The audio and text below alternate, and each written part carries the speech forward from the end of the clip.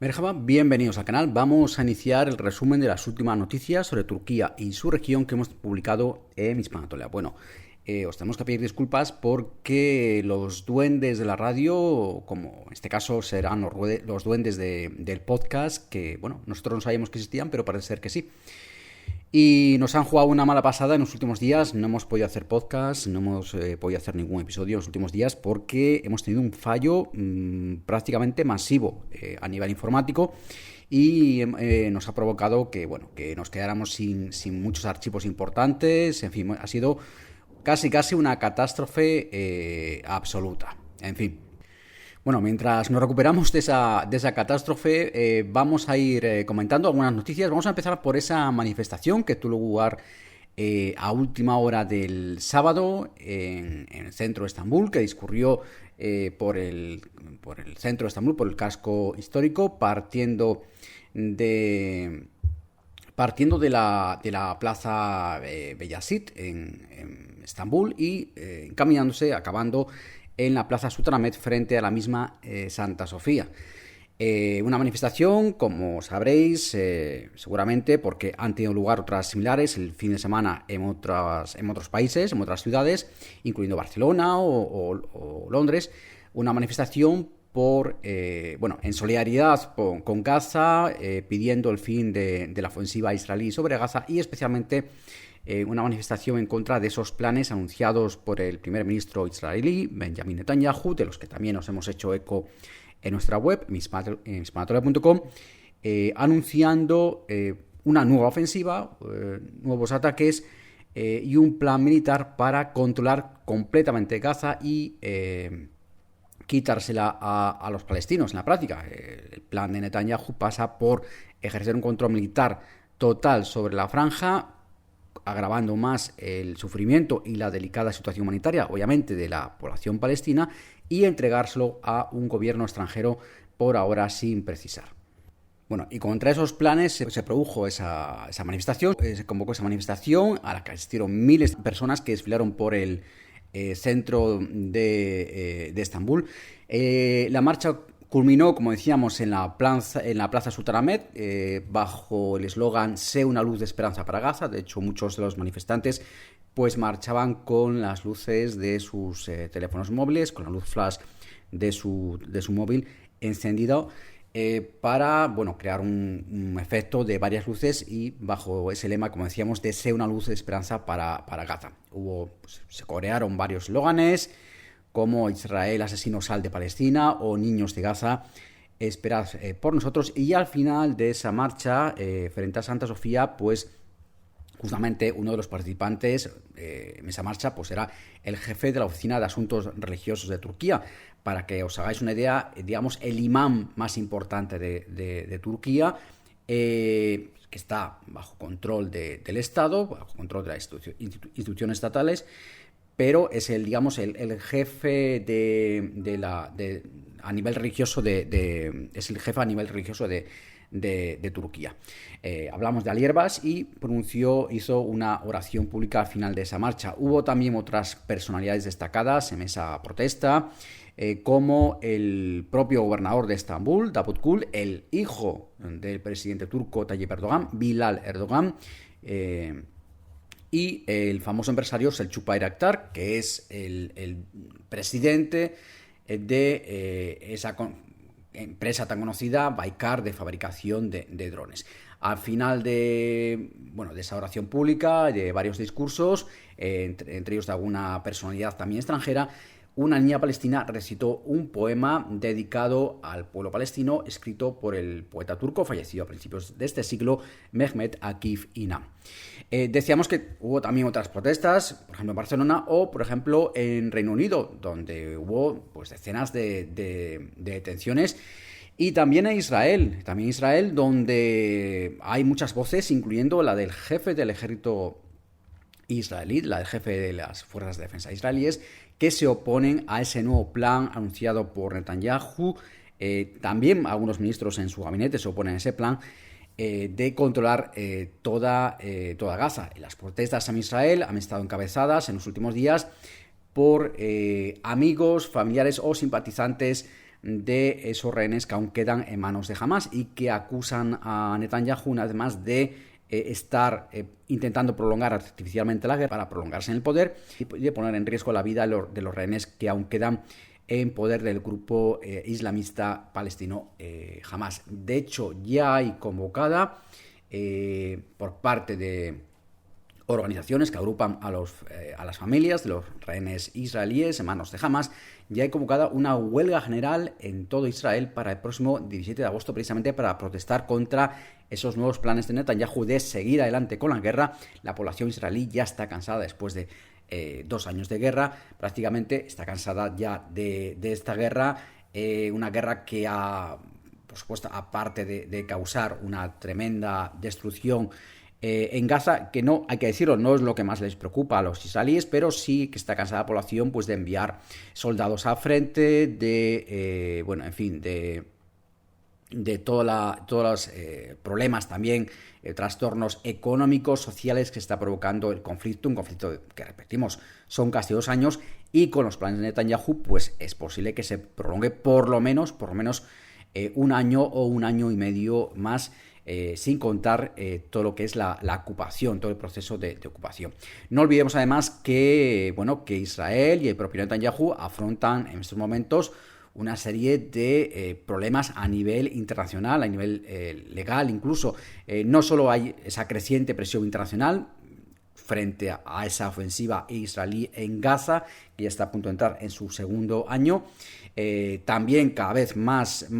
países están anunciando que van a reconocer en septiembre al Estado palestino. Muchos ya lo reconocían, pero no así entre las grandes potencias, o al menos entre los miembros del Consejo de Seguridad de Naciones Unidas. Francia o Reino Unido ya han anunciado que van a reconocer al Estado palestino. Australia recientemente, hace unos días, también anunciaba que va a sumarse a esa medida y que en septiembre va a reconocer al Estado palestino. Por supuesto, desde el gobierno israelí, el discurso, la respuesta está siendo que esto es un premio Hamás, que esto no va a servir para nada, en fin. Pero el hecho es que muchos países están viendo ya que los planes de Netanyahu, y lo están denunciando, no parecen ir a ningún lado, no parecen buscar el final del conflicto, no parecen traer más seguridad a los israelíes, a los propios israelíes, y muchos israelíes pues también lo están viendo, aunque insistimos con esto, hay que decirlo abiertamente, que la población israelí no está tan preocupada por lo que le pase a los palestinos en Gaza como por las consecuencias del propio conflicto para ellos, tanto para su bienestar como para su seguridad. Pero decíamos, aparte Israel y el propio Netanyahu afrontan una serie de consecuencias, incluso a nivel legal, tanto Netanyahu como su exministro de Defensa, Yoav Gallant, un militar muy popular al que acabó echando del gobierno y de la cúpula militar. El exministro de Defensa Yoav Gallant y Netanyahu están acusados ante la Corte Penal Internacional, tienen una orden de detención de hecho internacional contra ellos, están acusados de crímenes de guerra y crímenes contra la humanidad en Gaza. Y además Israel, no olvidemos tampoco, se enfrenta a una acusación de genocidio ante la Corte Internacional de Justicia por sus acciones en Gaza, incluyendo el desplazamiento masivo de población o el uso del hambre como arma de guerra. Vamos a hablar ahora de esos seísmos, esos terremotos que se han producido, se han venido produciendo en las últimas horas y días en Balıkesir, en la provincia de Balıkesir, al noroeste de Turquía. Teníamos ese seísmo que se producía a última hora del domingo ya por la tarde, en torno a las 7:30, 7:50 de la tarde, ya casi noche, en el noroeste de Turquía. En Hispanatolia, en nuestra web, en hispanatolia.com, nos hicimos eco de esta noticia ya el propio domingo, y también en el día de ayer, el lunes, también tratamos las consecuencias y las horas posteriores a este seísmo, que alcanzó los 6,1 grados en la escala Richter de medición de terremotos, según la Agencia de Gestión de Desastres y Emergencias, AFAD, y también incluso según otros organismos internacionales, como por ejemplo el prestigioso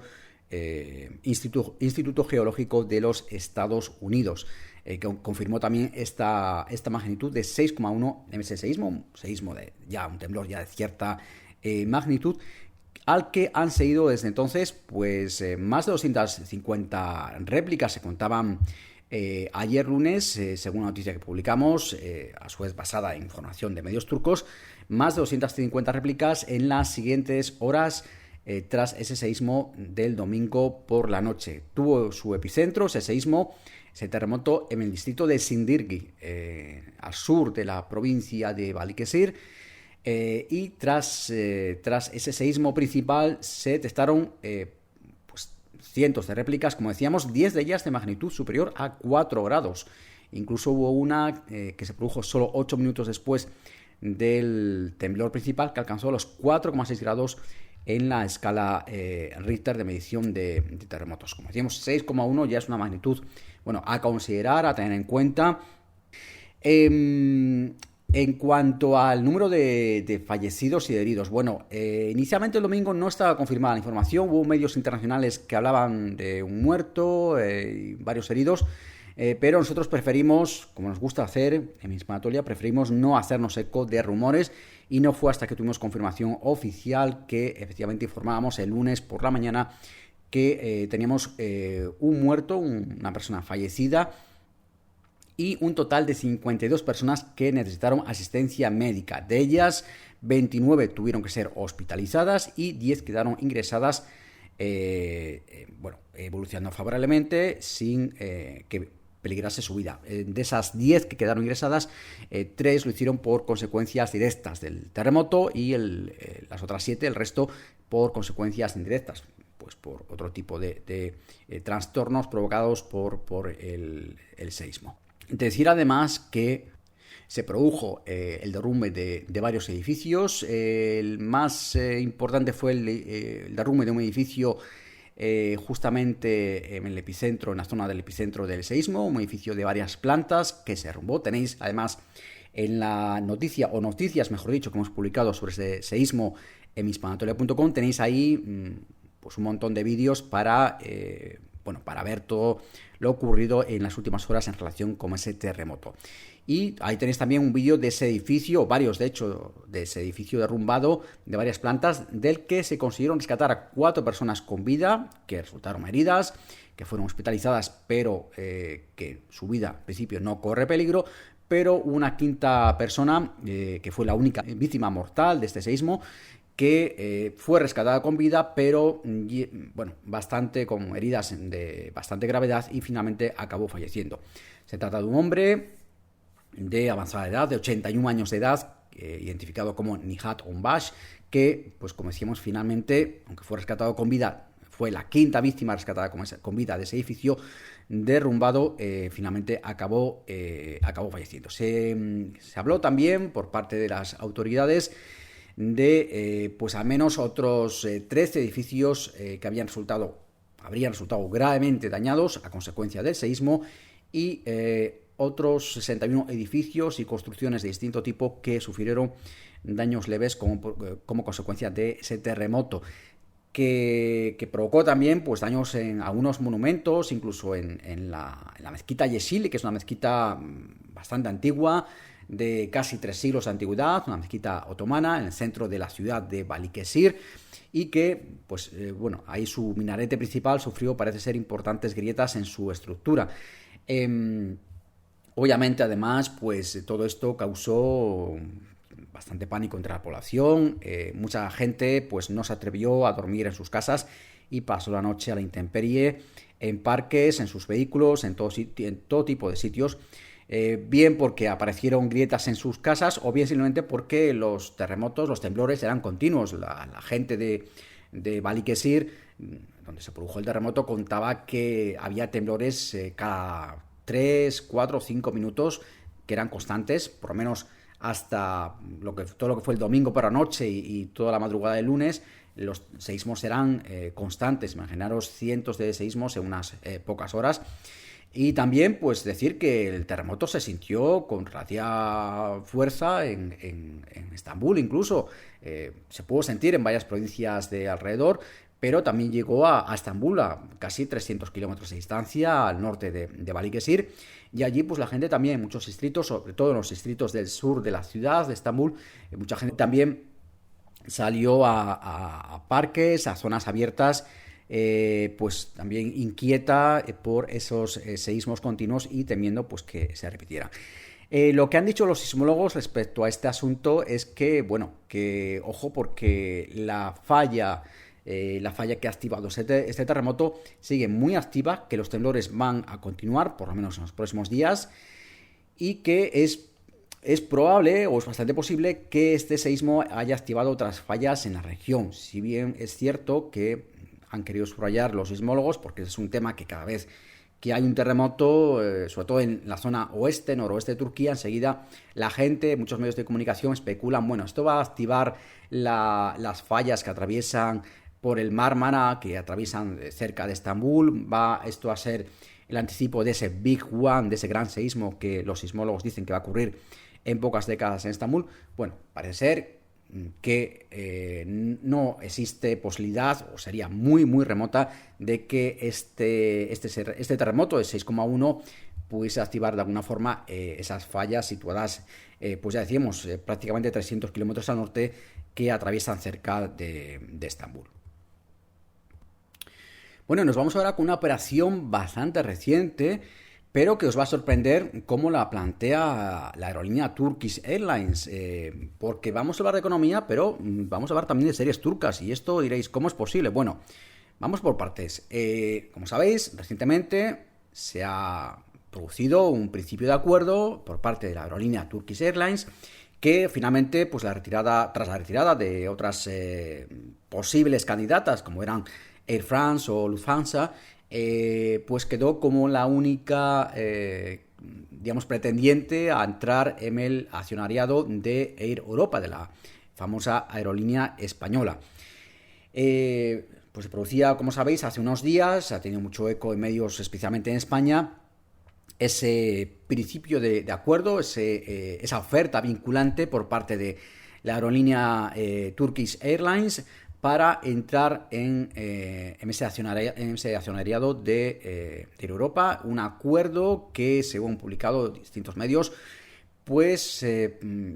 pasaría por aportar un préstamo por parte de la compañía turca de 275 millones de euros que serían reconvertidos a acciones de Air Europa. Sería una forma, digamos, de devolverle ese préstamo por parte de Air Europa, un préstamo que a su vez pretende pagar ayudas que recibió la aerolínea española durante la pandemia, y esas acciones equivaldrían, esas acciones que obtendría a cambio Turkish Airlines, equivaldrían aproximadamente a un 27% del total de las acciones que componen el capital de Air Europa. Digamos que, bueno, la aerolínea turca pasaría a tener una parte importante de la compañía española y, por supuesto, participaría también de forma importante en la toma de decisiones y en la gestión de la aerolínea española. Pero es que este acuerdo, además, pues se ha planteado por parte de Turkish Airlines, lo ha comentado en los últimos días el presidente del Consejo de Administración de la aerolínea turca, Ahmet Bolat. Se ha planteado no solo como como un simple acuerdo económico, quizás para integrar rutas de transporte, rutas comerciales, sino que pretende ir más allá y, bueno, pues ampliarse a áreas técnicas como pueden ser el mantenimiento de aviones, la compra de nuevos aviones, programas de fidelización de pasajeros conjuntos, diseño de cabinas, construcción de asientos también de forma conjunta, en fin, muchas ramas. Y también parece ser que está buscando Turkish Airlines que este acuerdo contribuya a aumentar su relación con América Latina y con Norteamérica. Pues Air Europa es una compañía española que transporta pasajeros principalmente justamente de estas dos regiones, América Latina y Norteamérica, y por tanto para Turkish Airlines la entrada en esta aerolínea pues tiene ese componente estratégico de buscar expandirse aún más hacia esa región de América, tanto América Latina como América del Norte. Y es que además, pues bueno, decíamos que que las series turcas están aquí de por medio. ¿Y cómo es esto? Pues es que de hecho el propio Bolat, durante una comparecencia ante los periodistas reciente, una reunión con periodistas que tuvo lugar en Estambul, pues destacaba que, bueno, que esta entrada en Air Europa es un movimiento muy estratégico para la aerolínea turca, y subrayó que el crecimiento de que Turkish Airlines está buscando en América Latina desde hace años, ya conectando, de hecho, varias ciudades de América Latina o de Norteamérica, de Estados Unidos incluido, con Estambul, pues quiere acelerarse ahora con esta adquisición en Air Europa, y todo ello ayudado, decía el propio presidente de Turkish Airlines, por las series turcas, por la popularidad que está teniendo las series turcas, y que desde la compañía ven como pues una especie de instrumento de marketing que está sirviendo para que pues lo que es todo lo relacionado con Turquía, todas las empresas turcas, la propia Turkish Airlines, pues bueno, pues también se dé más a conocer y tenga más aceptación entre el público de esa región de Latinoamérica y Norteamérica. El propio presidente de la compañía, decíamos, Ahmed Bolat, pues ha querido subrayar que, bueno, que esto es un movimiento histórico por parte de Turkish Airlines, que es la primera vez que se produce una entrada, digamos, tan fuerte en el accionariado de una compañía además europea. Es la primera vez, decían muchos medios, que una empresa no europea entra a formar parte del accionariado de una aerolínea europea. Y pues el presidente de Turkish Airlines decía que, bueno, que sí, ha habido acuerdos con Air Albania, con Air Bosnia, con Thai Airways, pero ningún acuerdo hasta ahora de esta magnitud y ninguna entrada de esta magnitud. Y decía que, pues eso, insistía mucho en esto de las series turcas, de cómo las series turcas, la popularidad de las series turcas en regiones como América Latina, pues pueden servir un poco de puente, ¿no? De establecer ese puente entre el potencial usuario, el potencial cliente de empresas como Turkish Airlines, aprovechando esa popularidad. Incluso se está planteando, decía el presidente de Turkish Airlines, se está planteando hacer algún tipo de acuerdo o de proyecto conjunto con Air Europa para traer más turismo latinoamericano, más turismo de países de América Latina, no solo hacia Turquía, sino también hacia España. Decía Bolat que, bueno, que están trabajando ya en un modelo que sería combinar pues estancias de varios días en España y varios días en Turquía para turistas que lleguen justamente de esa región de América Latina. Y vamos a hablar, ya para acabar, de cómo está la situación con los últimos incendios. Situación al día 12 de agosto, por la mañana, martes 12 de agosto, que estamos grabando este episodio del podcast, y hemos tenido esta mañana ya noticias a través del ministro, de hecho, de Agricultura y Bosques de Turquía, Ibrahim Yumakli, sobre el estado de los últimos incendios desatados en Turquía. Y el ministro confirmaba que la mayoría de esos incendios en Çanakkale, en provincias como Çanakkale, Edirne, Hatay, Manisa o Esmirna, están ya bajo control. Muchos de estos incendios, como decíamos, controlados ya. Se ha estado trabajando toda la noche. Incendios que en algunos casos llevaban ardiendo pues 2 días o más.